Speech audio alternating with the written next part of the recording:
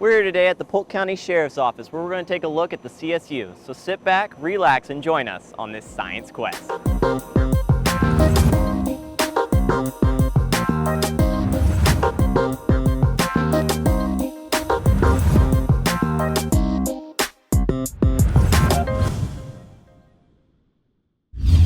Hi Laurie, how's it going? Good, how are you? Pretty good. I'm here with Laurie, the crime scene administrator at the Polk County Sheriff's Office. Laurie, can you go ahead and tell me a little bit about what a crime scene unit is, what they do? Sure. Crime scene investigators respond to scenes that are beyond the expertise of the deputy. We have specialized training, advanced equipment that makes us better equipped to handle the more extensive crime scenes. Okay, and how big is a crime scene unit? Our crime scene unit at the Sheriff's Office is made up of 15 crime scene investigators, part work days and part work nights, and we have a daytime supervisor, a nighttime supervisor, and then I'm the administrator. All right.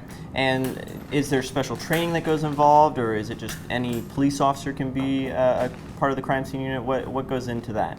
Typically it's civilians, meaning they're not police officers, they're not sworn, they don't carry a gun, they don't have arrest powers. We have on-the-job training, and it lasts about 18 to 20 weeks, where we teach them how to use all the equipment and process crime scenes. Okay. And what type of tasks do you accomplish here? At the crime scenes, we photograph the scene, videotape the scene, process for latents, collect evidence, and do some crime scene documentation. And how do you get all this stuff there? I mean, obviously the scene is not in this building. Correct. Each of the crime scene investigators has their own van, and they drive it to the crime scene. It's filled with equipment, and we also have a major crime scene van for the more intense, the more serious, the more complicated scenes. And can we go take a look at that? Sure, we can. Awesome.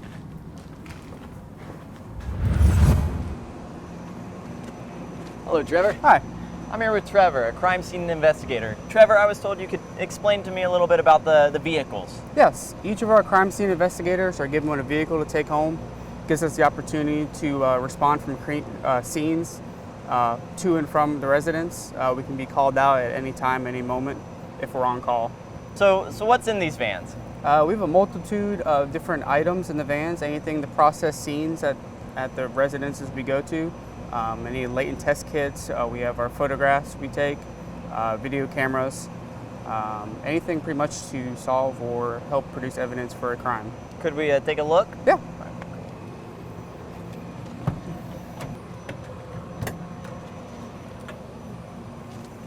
As you can see inside our van, we carry a multitude of tools and items we use to collect evidence and process scenes. We have our latent kit to collect latents from the scenes, any fingerprints that are left behind. All right. We also conduct elimination prints. If there's any victims on the scene or suspects on the scene, we collect their elimination prints from the scene. We have our phenolphthalein, which is a presumptive blood test we use. During that test, we have a control, which we test to see if it is human blood. The test itself will tell us that it's blood, but will not differentiate between animal and human blood. Okay, so we have this test to tell if it's human blood or if it's animal blood. Okay. Could we see an example of that? Yes, we can. I see you got a tile here. I have a tile down here. It's like our swabs. Now, what would the actual process be? You would do the known. Walk me through the steps from the beginning. We would do our control, which will let us know that our chemicals are actually working correctly. And then from there, if our control is positive, we would conduct our test. Okay.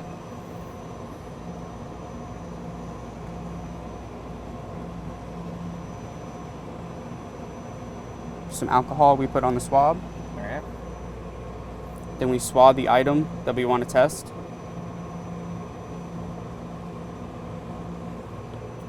Okay, so it picks it up. Picks it up, collects it on the swab. From there, we use our pheno.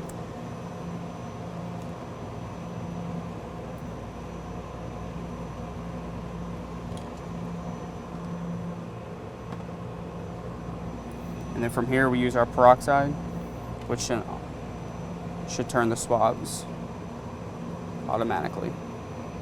So that quick, it will tell us if it's blood. Okay, and so what exactly is going on here that this combination is letting us to see that it's blood, to give us this pink color? Just the chemicals are reacting, and then each step of the chemical will draw the blood out from the Q-tip, and it will draw that color out to let us know that there is blood there. Very cool. Now, what else do we have here? From there, we have our Composite. We use this to bring out footprints or anything, shoe impressions or handprints. It will highlight them to a much greater visual effect, so we can take photographs of them, and we can also see where people have stepped or placed hands. And what is it highlighting about the footprint? It's bringing up the blood from the footprint. Okay. The Composite draws out the blood from the footprint, so we'll be able to see if it's hidden or if they try cleaning it up, they didn't do a very good job at it. We could find out where they stepped or where they were. Okay. And what's this kit over here? This is our trace evidence kit. We use this to collect fingerprints. We can do fingerprint scrapings underneath them, temperatures of any of our deceased victims, collecting anything with trace evidence, hair fibers, fingernails, anything of that nature. Okay. I have more tools in the back I can show you that we also use at different scenes, if you'd like to follow me back there. Definitely, let's go.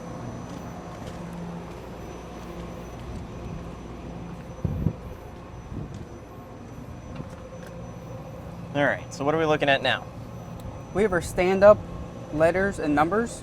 We use these to identify pieces of evidence that are on the ground. If we have a huge area of a scene, we place these down to mark items of evidence so nobody walks over them or disturbs the evidence. Okay.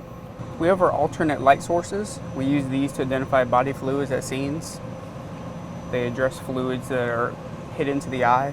The alternate light sources will capture those fluids and let us know where a fluid may or may not be at. Okay, so like a black light. Yes, does. similar to that. Yes. All right, and I see we have a shoe imprint here. It looks like. Yes. What's that? These are our shoe impressions we have.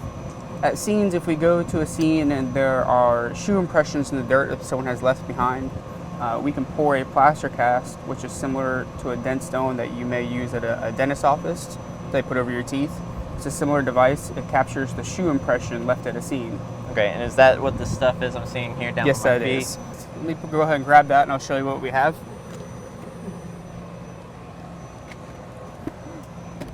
First I'll show we have our quad pod. Okay. We use this to photograph the shoe impressions. It gives us a chance to use a 90-degree angle straight down on it.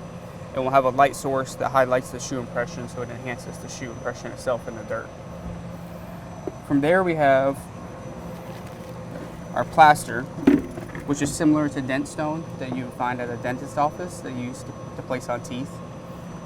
It would alter the scene. If it's sugar sand, we'll temporarily use a hairspray first, which holds the sand and bonds it together so we don't lose the impression. And then we usually just add water. We'll mix this in and add water, and then we'll pour it right over our shoe impression. Okay. And how long does that process take? It varies anywhere from 10 to 20 minutes depending upon the temperature outside and so forth. Usually if it's mass numbers of shoe impressions, we'll do this first, and then we'll let it dry and we'll go inside and finish the scene inside while this is drying. Okay. Very cool. Now, is this everything you would ever need at a crime scene or what? No, for major crime scenes we have, which would involve any homicides or police-involved shootings, we have our forensic investigations vehicle. Our supervisor will drive that to the scene to investigate larger scale homicides or officer-involved shootings. And who can I see to check this out? I will take you right over. My supervisor, Anndee, will be right over there. Cool. Hello, Anndee. Hi. I see we've got a pretty big truck here. Can you tell me a little bit about it? This is our forensic investigations vehicle. A supervisor will drive this to major crime scenes, homicides, officer-involved shootings. Sometimes we just need some extra lighting. As you can see, we have extra lights here on both sides. We also have a telescoping light up top that we can use that lights it up like a street block. So if there's no lights out there, it gives us a little bit extra. It also has a generator on it so that if we have no source of electricity at a scene, we can use the vehicle to provide our own electricity. Cool. Can we take a look inside? Sure. Let's go around to the back here.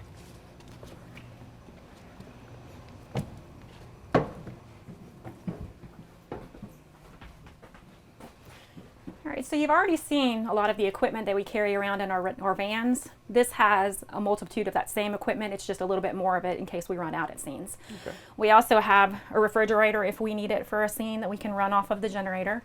We have a photo printer and a scanner so that we can print pictures at a scene. We can scan items and email them. If we get latent cards that we want our identification section to look at right away, we can scan them and email them to the identification section so they can go ahead and look at them while we're still out working the scene. We also have fax capability, so we have a little fax machine that we can hook our laptops up to and fax items.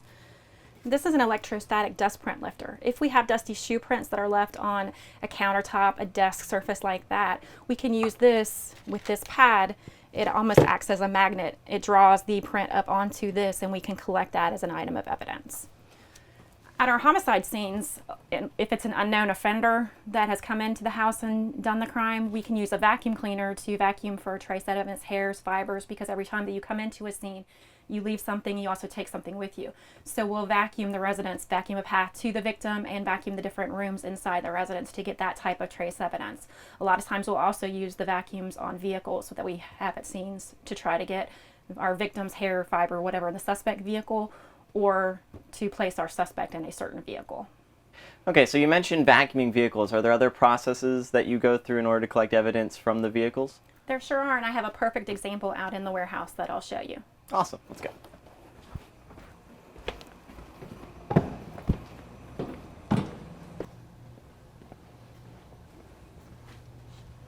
All right, Anndee, explain to me why there's a car here. This is a vehicle that we towed from one of our scenes. Obviously, somebody has shot into the vehicle. There are some things that we can't always do out at the scene. We prefer it to bring it back here in a controlled environment in order to further document what we have. Okay, and so I can see it's already been dusted, it looks like, correct? Yes, this vehicle, everything's been done to it already. All right, and now what's this yellow stick sticking out here? This is a trajectory rod. It's something that we use to document the bullet holes. You can see these little sticky rulers. That's something that we've used when we've taken our photographs to do the close-up so we can tell which bullet hole is where. We'll number them or give them a letter of the alphabet. So we'll stick the rod in, and then we have our tape measure like we've used before that will take a measurement from the ground up to the hole and from a corner over to the hole to place it inside the door. Okay. Then what we'll use is a protractor and an angle finder so that we can tell when the bullet went in what angle it was going up and down or left to right. So obviously you can measure sort of the angle it's coming from and the angle it's going into it. How do you sort of backtrack or really examine? Are there other ways to look at it visually?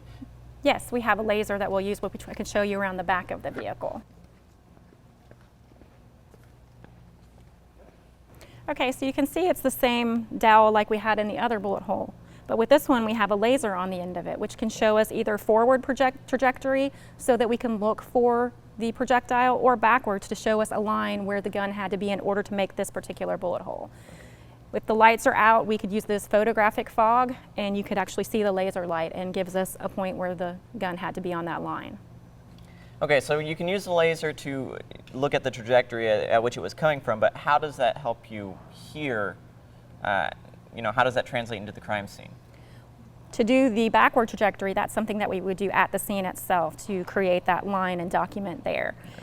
To do forward trajectory is something we might do here to look inside the vehicle to find the projectile. We would also use it inside a house or outside at the scene if we weren't sure where the projectile went at a scene. It helps us locate it. All right. Okay, so you keep the cars, obviously bring them if there's bullet shots or things like that within the car so you can analyze them. Are there other types of cars that you have to process? I mean, other crimes that you process cars for? Sometimes we might have a missing person that will bring the vehicle in here. We'll look for blood, hairs, fibers inside the vehicle, and we'll hold on to that vehicle until the person's found. Either we find them at a later time, they're found safe, or they might be found deceased. Okay, and when you say found, do you mean found in another location? Correct. Sometimes they're found out in a grove, but there's sometimes that we found them buried places where we'll have to go and excavate the bodies. Is there some place that we could take a look at that process? Sure, I have some stuff set up for us right over here. Awesome. Okay, Anndee, I see some dirt. What are we going to do? These items are what we would use if we had a buried body or a surface skeleton. What we would do at first is come in and do our normal photographs and video to document how it is. We'd flag anything that we would see with our naked eye, and then we'd use some of these tools to get rid of the vegetation, so we're just down at the ground level. Once we get down to the dirt, we would use the buckets and the shovels, put the dirt into the buckets. Everything would be sifted through these sifters so that we don't lose any items of trace evidence. We could find projectiles, fingernails, pieces of clothing, small pieces of bone would be caught in the bottom of the sifter so we don't lose any of our crucial evidence. Okay, and how do you go through the process? You just give it a little shake? What do you do? Put on our gloves. All right.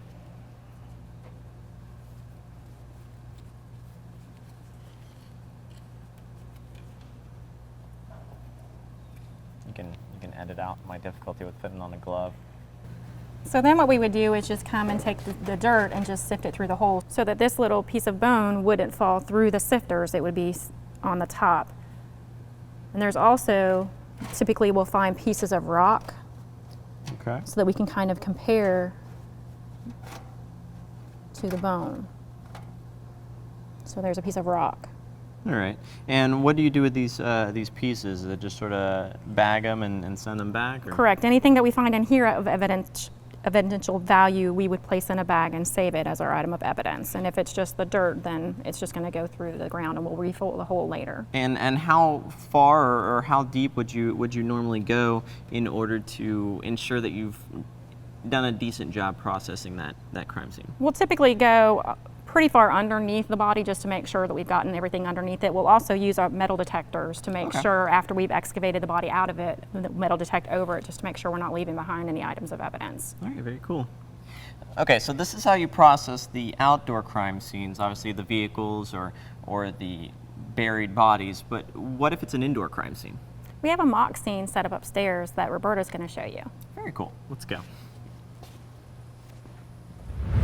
I'm here with Roberta, the crime scene supervisor. So Roberta, what do we have going on here? Well, we've set up a scenario of a mock crime scene, possibly maybe a poker party where someone has been shot. All right, and so we have this crime scene. What might be one of the first things you do when arriving at this crime scene? Well, typically our crime scene investigators will come in, they'll view the scene and determine what needs to be taken care of first depending on the weather or whether it's an outside scene or an inside scene. Then they'll be doing photographs, they may video record, or we may choose to set up our 3D laser scanner. Okay, and what's a 3D laser scanner? The 3D laser scanner is a portable scanner that helps our investigators document a crime scene with measurements. It also helps to record the condition of a scene or position of evidence. Okay. The laser scanner uses a laser beam, which is reflected back to the scanner by a distant object. The distance is measured by the phase shift between the sending and receiving beams. The distance of objects that can be measured may be anywhere from 60 centimeters to 120 meters. In order to determine the vertical position of an object, the angle of the laser beam is recorded as the mirror deflects the beam in a vertical direction. You'll notice that the laser scanner also revolves 360 degrees horizontally. During this movement, the angle of the laser beam is recorded as the horizontal angle. The scanner program compiles the data for the distance measurements, as well as the vertical and horizontal angles, in order to compute 3D coordinates. These coordinates create what's called a point cloud. The point cloud is actually a data file that represents the surface of the scanned objects or space. After the laser scanning and measuring have been completed, the scanner also completes a series of photographs as it revolves 360 degrees a second time. These photographs are later matched with the coordinates to help with the rendering of the panoramic images. Once the scene has been scanned, the data is saved to an SD card and uploaded to the portable workstation. The finished product details the condition of a crime scene, accident reconstruction, individual pieces of evidence, blood spatter, and even bullet trajectory. This permanent recording can help to later verify witness testimony, evaluate a possible hypothesis of the investigator, or reconstruct and demonstrate the event to a jury. And why might not you use that for every crime scene? Well, in smaller scenes, we don't need to use the laser because photographs and video recording will suffice. Okay. And so you have the documentation of the crime scene, the photographs, and possibly the laser scanner. What's next? Then after all of the photographs are recorded, or if we are video recording, then they make sure that they take measurements. If we are using the 3D laser scanner, it automatically measures for us. Okay. Okay. And so we take the measurements. When do you start collecting the evidence? How does that process work? We can't collect the evidence until after everything has been photographed or video recorded and measured as well. Okay. We make sure we complete our notes as best we can at that point, then we can collect the evidence. Okay. And is there a specific process for how you collect it? Obviously, we're wearing gloves and any other protective equipment we need to prevent contamination to ourselves as well as the scene or the evidence. We may use paper containers or we may use plastic containers depending on the evidence itself. Okay.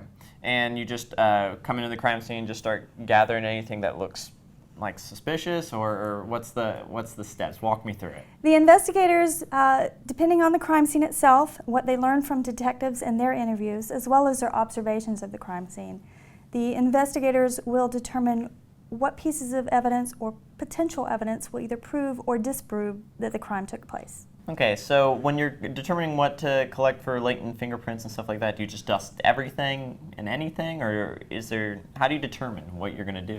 We will process any areas that look like they may have been disturbed by a suspect. Let's say if perhaps there was forced entry to a building, then we may process the point of entry or the point of exit. If some of the items, such as furniture or weapons, were moved or disturbed, we'll be processing those as well. Okay.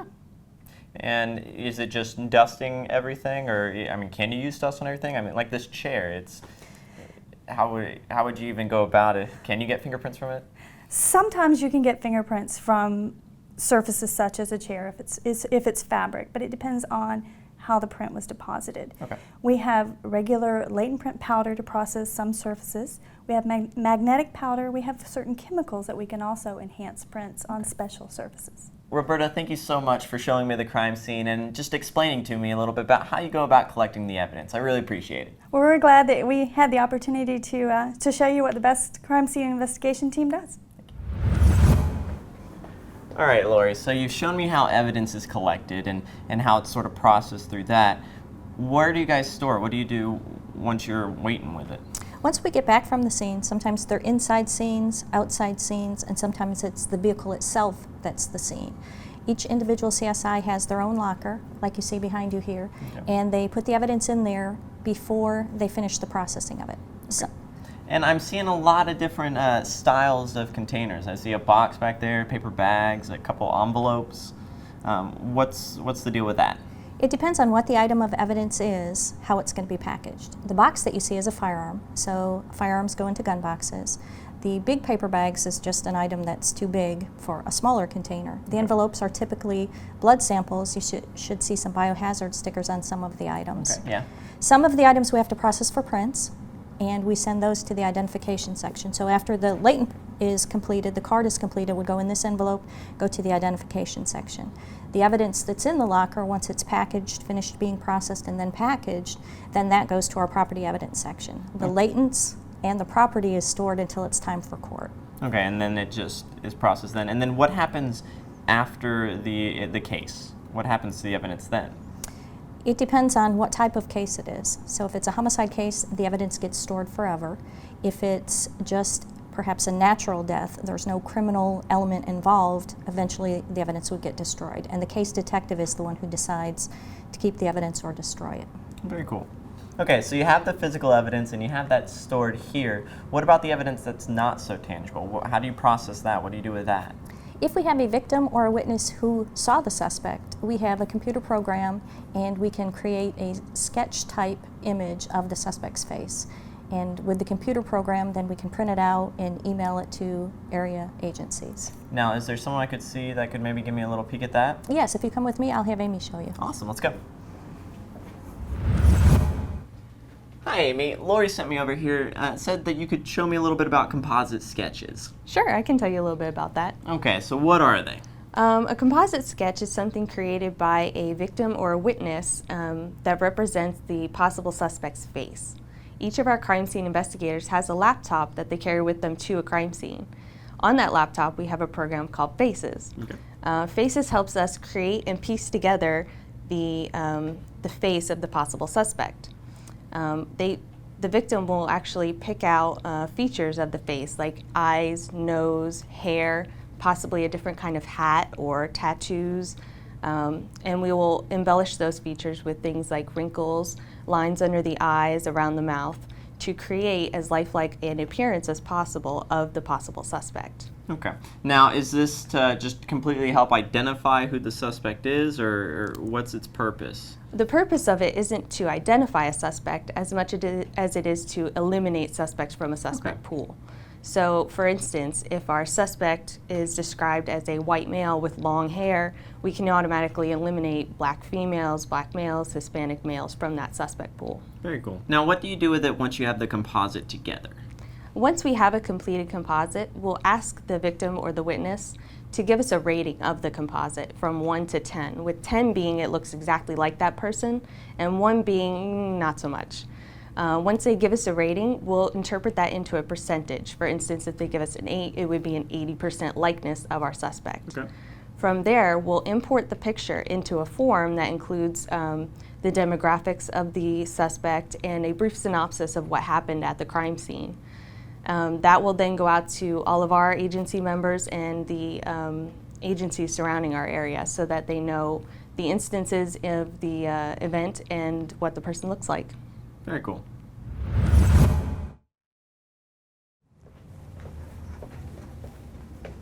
Laurie, thank you so much for taking me around and showing me what the crime scene unit does. I have had a blast today, and I really appreciate it. All right, thank you for coming. Well, that's all we have for today. Join us next time as we seek out yet another Science Quest.